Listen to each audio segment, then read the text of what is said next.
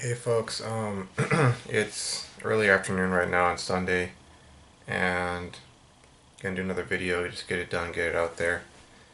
And there's something that's been on my mind lately, and in particular, it struck me again like yesterday, because again, walking around on campus, seeing people with their gowns, their graduation gowns and that sort of thing, and I realized that I let a lot of my fears in life control me, and what I really wanted to talk about was the idea that if there's a will, there's a way.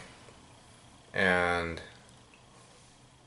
I guess one of my biggest fears has been not just so much fear of failure, but fear of like an ordinary life. And um, getting this idea in my head from a lot of folks, I think in particular my parents, ironically enough, or strangely enough, but maybe that's not so much strange or so ironic, but you know how you hear like a lot of, I think, a lot of old folks who they look back on their lives and they go, oh, if I'd only done this, or I'd only done that, or oh, I was gonna do this, but I wasn't able to, or what have you. And you get that sort of idea of um, sort of a fear of what could possibly happen if you just let life go and just, let things happen, so to speak, and didn't try to have so much control over everything and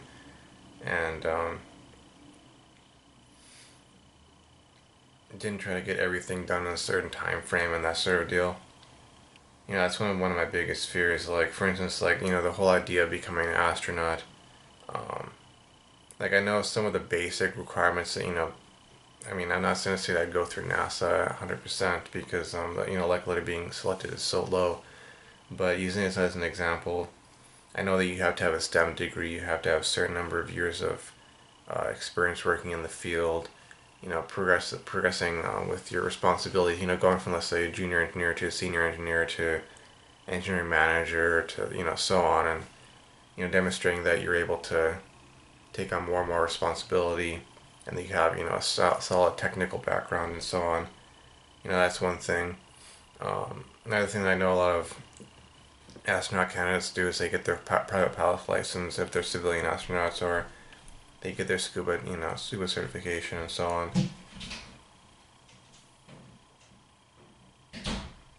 And and so I've had that fear related to that um, of having this big dream, and I feel like I have to do it. I want to do it. I'll feel fulfilled and happy if I do. If I don't, I'll always feel disappointed and that sort of thing. I know, folks will say, like, I've seen some of the comments, and I do appreciate them.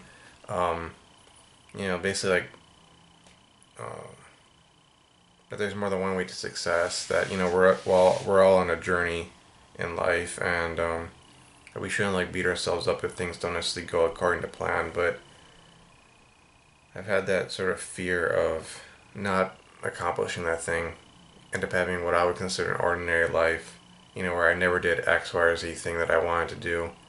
And the irony of that is that it's driven me, ironically enough, to doing things that cost, more failure in my life, like overloading myself, thinking I have to get things done in a certain time frame, or, you know, once life takes off, once hopefully, I get to graduation, I get that engineering position, I get married, have kids, etc., etc., that things are gonna just ramp up so much that 20 years will pass by, and I'll look back and go, if only I had, held off on this, that, or the other, I would have had the time to do X, Y, or Z.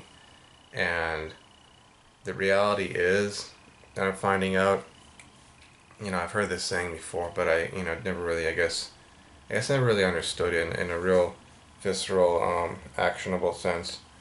But, if you really want something, you'll find a way to that goal, to that thing. And if not, you'll make excuses. You'll say, well, if only I hadn't done this, or only if that hadn't happened, or only if I hadn't, married the wrong person, or whatever. You'll come up with some excuse saying, well, if it wasn't for this thing over here, I'd have an awesome life, or what have you. Um, and that's something that I need to keep in mind, need to keep, aware of, because, like, for instance, I took this aviation class this semester, and um, I guess I was originally going to do a minor in aviation, but I really wanted to get my pilot's license, and as it turns out, it's a lot harder than, perhaps I thought it was going to be. I mean, you have to, well, you have to get signed off by the instructor to go take the FAA test, and that requires, well, in the case of this class, it required me to get a 79% or higher in the class, and a 79% or higher on the final, and then she would sign off on it, and then I could go take the FAA test. But as things have turned out, I'm just basically trying to pass the class at this point, and I guess my fear relating to that is that it's kind of like feeling like you only have one opportunity, one shot, and that's been a big like thing that's held me back. Another fear of mine, not just the fear of, oh, what if things take off in life and I end up 20 years in the future and I didn't get to do all these things. It's also the fear of, that you only got one shot, like you only have one life, that sort of thing. And if you don't make it happen now, well, you're never going to make it happen. And it's it's led me to be, for one thing, putting the cart before the horse. It's led me to overloading myself and not taking one thing at a time, and really understanding that you know um, even if you're talking about the astronaut example, most of these folks, they got to the point not overnight. It was not an overnight thing. It was not like suddenly they had their degree, they had their 5 years experience or whatever. They had their um, private pilot's license, their scuba certification. They didn't get it all done in one weekend. You know what I'm saying? They did it one thing at a time. They got the engineering degree, then they went and worked for a bit. Then they got the license. Then they got the certification. Then they applied. Then they did this. And by the time they got accepted, well, they built themselves up, and they're maybe in their 40s, or some cases I think even older. Um, Somewhere between their mid 30s and their mid 40s, or mid 30s and early 50s or so. And then they got in. Then they got accepted and went and did their thing as an astronaut. Um, all that being said, or two things I'm really having to do, other than just having this change of mindset, and realizing that if I really want it, if I really want to get to graduation, I'll find a way. If I really want to, right after that, um, or sometime after that, go back and redo the whole aviation class, and then the actual license, the flight training and passing the FAA exam process. I really want that. I'll find a way. I'll have the money all the time. I'll make it a point, to do that, as opposed to making excuses and saying, well, I don't have the time for this. Other than that, two main things I'm having to do, and I think that um, some that a lot of us I think I need to do, and as far as life in general, but Nofap as well.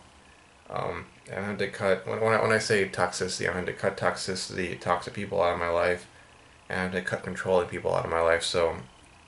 Um, so that my own doubts that I already have, within myself, that they don't, continually get fed, and so I'll have the freedom to actually make the decisions and do the things that I need to do in order to accomplish my goals. And if I don't do that, then really, in a sense, I don't have anyone to blame but myself.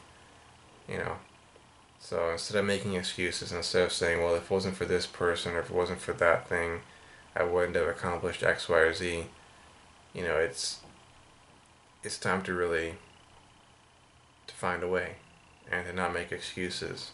So, anywho, um, thanks for the comments, 24/7 Betterment, and NoFap Brotherhood, and everyone else. I really appreciate it, and I'll include the date count in the low bar. Thanks for watching, and I'll see you guys around. See you folks around. Bye.